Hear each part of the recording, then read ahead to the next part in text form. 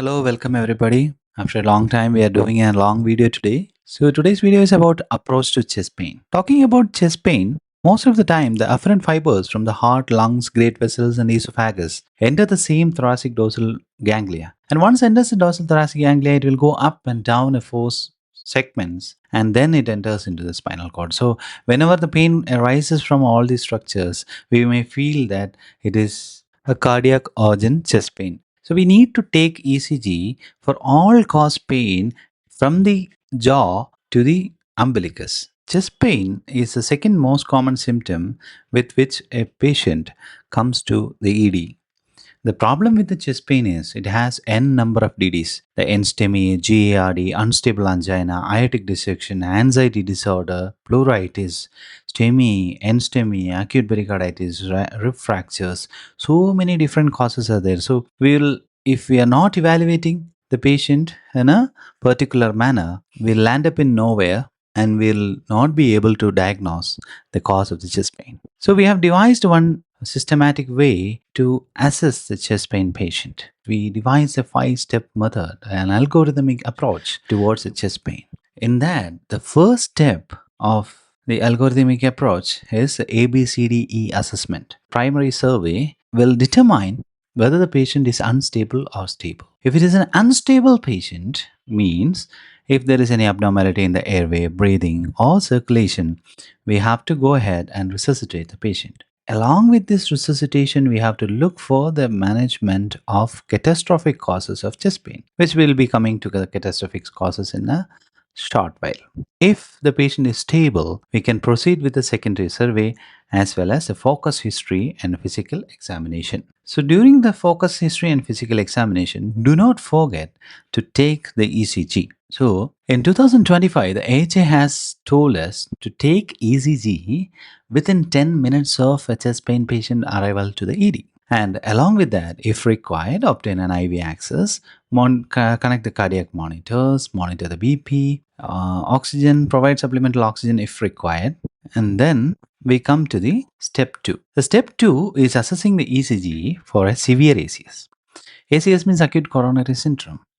So severe ACS means the most severe one is STEMI, ST elevation MI. So in ST elevation MI, there will be localized ST elevation, and along with this ST elevation MI, we have to look for the STEMI equivalents also. One of the most important STEMI equivalent is new onset left bundle branch block, which can be as severe as a STEMI. The history of a STEMI patient, the chest pain characteristics will be it will be an acute onset, retrosternal chest pain at the rest, and squeezing, pressure, crushing type of chest pain associated with sweating, palpitation, referred pain to the jaw, shoulder, back, and it aggravates on exertion.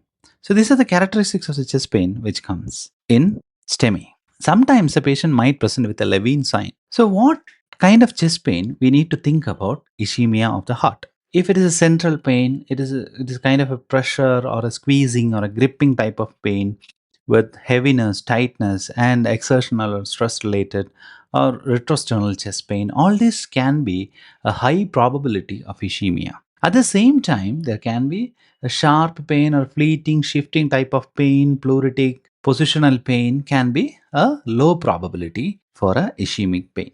So in between is your stabbing pain or dull aching pain or tearing pain, and all is in between the spectrum.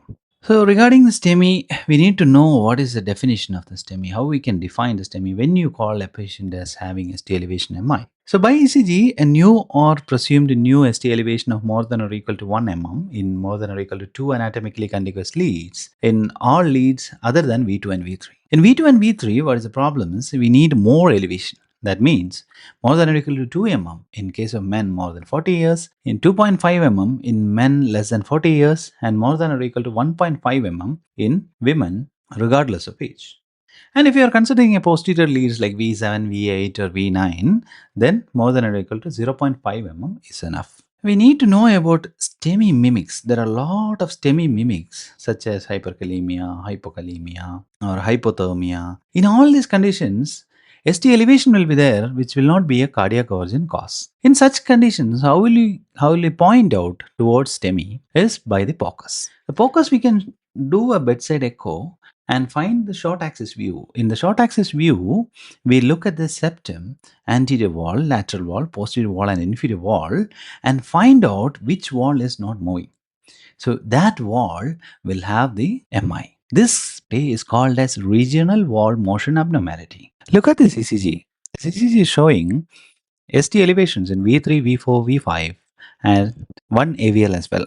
One AVL V5, V6 represents the lateral wall and V3, V4 represents the anterior wall and V1, V2 represents the septum of the left ventricle. This patient is having anterolateral MI. So whenever we are getting an ECG of 2-3 AVF-ST elevation which represents the inferior wall MI, we should be evaluating the patient for a right and posterior extension. That means we have to take the leads of V4R, V5R and V6R, connecting the leads to the right side as well as V7, V8 and V9 while connecting the leads to the posterior aspect of the thorax. Calculate the mortality of STEMI. That is by a classification called as Killip classification. There are 4 classes, class 1, 2, 3 and 4. And if there is no signs of heart failure, there is 6% of mortality. And S3 gallop is there and basal crepitations, which is the starting of left ventricular failure, it is 17%. At the same time, if acute pulmonary edema is there, then it is class 3, which represents 38% of mortality. And class 4, that means a cardiogenic shock, it is 81% mortal.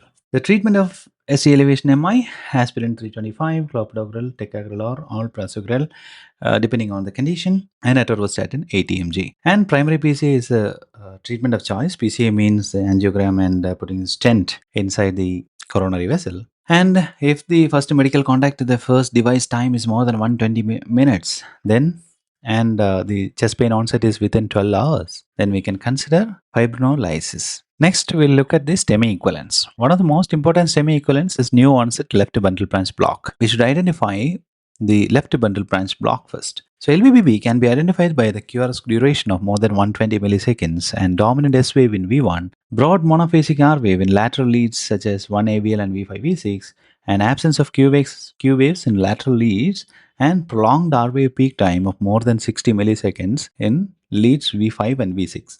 So classically we teach as V1 having W pattern and V6 having M pattern.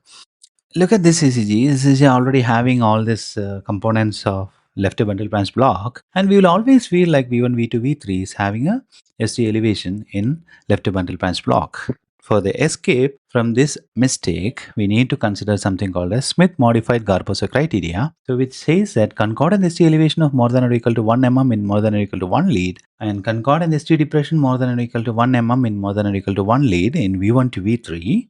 Proportionally excessive discordant ST elevation more than or equal to 1 lead anywhere with more than or equal to 1 mm ST elevation is defined by more than 25% of the depth of the S wave. That means concordancy and discordancy. These are the 2 terms we should know in Garposa criteria. First term is concordancy. Concordancy means the QRS complex and the ST segment are moving in the same direction. If QRS complex is upright, ST elevation should be there. QRS complex is down, then ST depression should happen. If not, if both are going in the opposite direction, then it's discordant. So concordant elevation, concordant depression of 1 mm each, and proportionally excessive discordant elevation. If we look at this ECG, we can see that there is a concordant ST elevation, and the second ECG can see that there is concordant ST depression. These criteria are very specific but not very sensitive. So that concludes our step 2. Now we are moving to the step 3, the potentially catastrophic non-myocardial conditions. So this include cardiac tamponade, aortic dissection, pulmonary embolism, tension pneumothorax, and esophageal rupture. Cardiac tamponade. The history of the chest pain will be a dull aching type of chest pain or a sharp stabbing pleurisy kind of chest pain. Pain can worsen on supine and improves on sitting up. While examination, we will be finding out a pericardial friction rev and muffled heart sounds, and the classical Beck's triad as well. The classical Beck's triad includes decreased blood pressure, raised jugular venous pressure, and distant heart sounds, that means muffled heart sounds. When we do a POCUS, we'll be able to find out the RV collapse in the plaques view. RV collapse means the diastolic collapse of the heart. So this is the video which shows RV collapse during diastolic. While we're doing the ECG, we can find out that there can be low voltage complexes. There can be electrical alternance in the ECG, which is characterized by one QRS complex will be taller and the next QR complex will be smaller. Aortic dissection will be presenting with a ripping or tearing type of chest pain radiating to interscapular area, and there will be history of hypertension or connective tissue disorder. Examination: high BP with a poorly perfused peripheries is a characteristic feature of aortic dissection, with asymmetric peripheral pulsations in around 50% of the patients, and new onset AR murmur can be there. In the POCUS, we'll be seeing dilatation of the root of the aorta there in the plaques view. And investigation of choice is aortogram. In the aortic dissection, basically what happens is there is an intimal tear and the blood inside the aorta will seep in between the layers of muscle and it will produce a false lumen and a true lumen. This can be very well noted in the aortogram. If you see in this aortogram, you can see a type A dissection with a flap seen in the ascending as well as descending thoracic aorta. Next diagnosis will be pulmonary embolism. It's also a potentially catastrophic cause. So pulmonary embolism happens in specific risk factors such as malignancy, prolonged immobilization, surgery more than 30 minutes in last 3 months, prior deep vein thrombosis or pregnancy or recent pregnancy, pelvic or lower extremity trauma, oral contraceptives with cigarette smoking, congestive heart failure, obesity, past medical or family history of hypercoagulability. History includes there will be a lateral chest pain more than a central chest pain. It will be abrupt onset, dyspnea, cough, hemoptysis, immobilization, pregnancy, and on clinical examination there can be dyspnea, tachycardia, crepitus, or wheeze. All this mimics it's a great masquerader. It mimics a lot of diseases. It mimics COPD exacerbations, it mimics asthma, it mimics MI. Lot of diseases the pulmonary embolism will mimic. That is why it is called as a great masquerader. And serum investigation, what we look at is D-dimer. In ECG, the most common ECG finding in pulmonary embolism is sinus tachycardia, followed by the S1Q3T3. In POCUS, we can see we should look for the deep vein thrombosis. We should note the RV dilatation in the echo. RV dilatation can be noted in the plaques view and in the apical four-chamber view, where we can see the RA-RV is dilated when compared to the LA and LV. And due to the RV dilatation, in the short axis view, the LV will be having a D shape. The investigation of choice is CT pulmonary angiogram, which will show a thrombus inside the pulmonary vessels. So here you can visualize the saddle embolus in the main pulmonary trunk in the angiogram. And the treatment will be, if saddle emboli is there, if hemodynamic instability is there, definitely we should go for IV thrombolysis with tenecteplase and we should continue with the anticoagulants. So supportive care required, we have to put the patient on ECMO if it is a very severe condition. So next diagnosis is tension pneumothorax.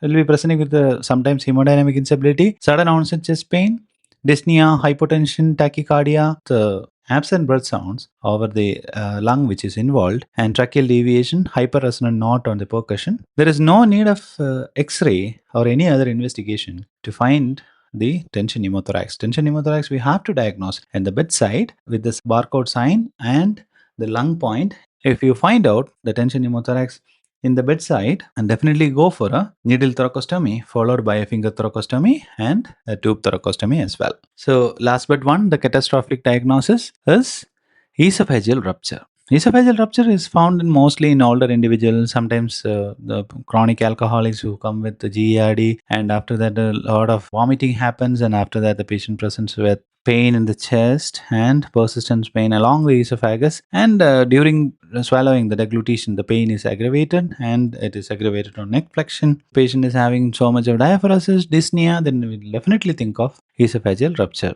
So on examination we can find a hum and scrunch which will change the character with the heartbeats, and subcutaneous emphysema, pleural effusion, and sometimes hydropneumothorax as well. There is a triad called as Meckless triad which includes a vomiting, lower chest pain and subcutaneous emphysema, which points towards esophageal rupture. Find out in X-ray the borders of the heart are well delineated, and there can be a hydropneumothorax sometimes. Esophagogram, there will be extravasation in the lower end of the esophagus. So all these causes which I told can be causing the airway breathing circulation instability in no time due to the complications of the same to lead to the cardiac arrest. Going to the step 4, we have to consider other potentially life threatening conditions such as less severe forms of acute coronary syndrome such as NSTEMI and unstable angina. NSTEMI means non-ST elevation MI, that is defined by the new and usually dynamic horizontal or downsloping ST segment depression of more than 0.5 mm in more than or equal to 2 contiguous leads. Or there can be T-wave inversion of more than 1 mm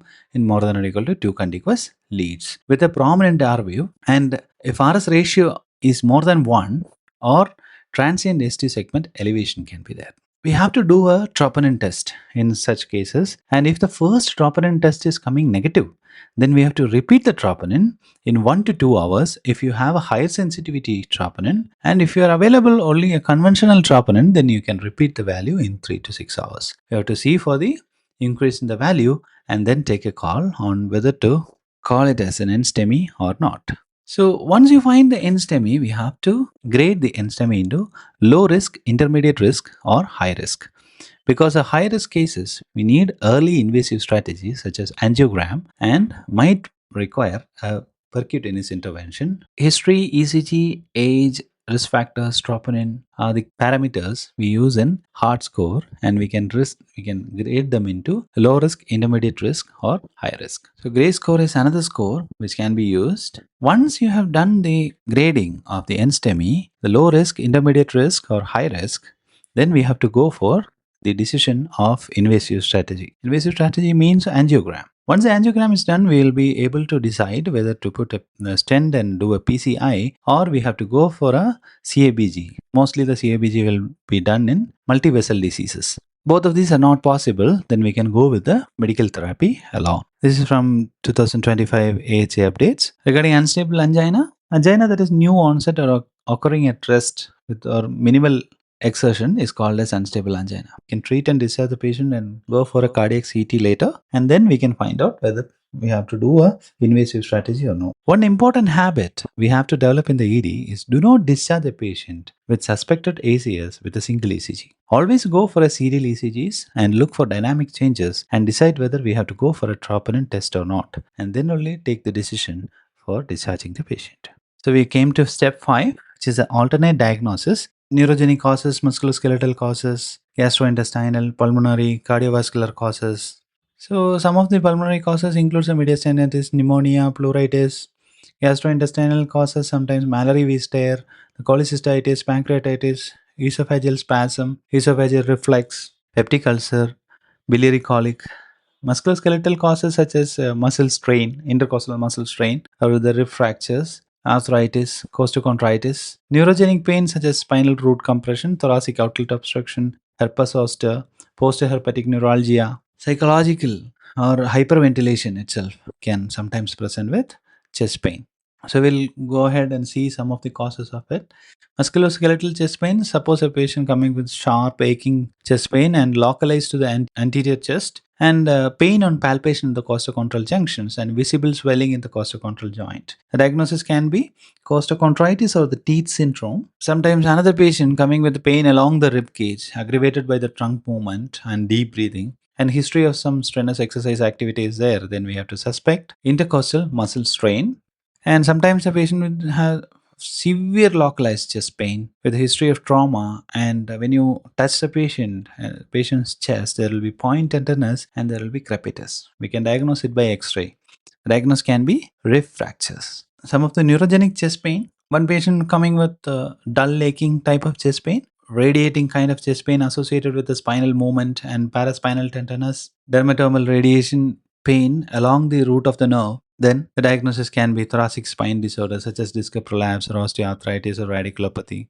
Consider another patient who comes with unilateral chest pain following a dermatomal distribution, and when you examine, you're finding out a vesicular rash which goes along the distribution of the nerve. Then the diagnosis is going to be herpes zoster, need antiviral therapy, acyclovir, valcyclovir. Gastrointestinal causes, one patient if coming with epigastric pain, young patient, radiating to the left shoulder and the back, worsens after meals, and relieved by sitting forward. While examining, you're finding your epigastric tenderness. So, what is it going to be? It is acute pancreatitis. Sometimes retrosternal burning pain, sometimes such as heartburn, and sore taste in mouth and dysphagia, maybe sometimes chronic cough or nocturnal symptoms. It is going to be gastroesophageal reflux disease. Suppose a patient with the right upper quadrant pain follows a fatty meal. On examination, there is going to be positive Murphy sign with Charcot's triad and Raynaud's pentad.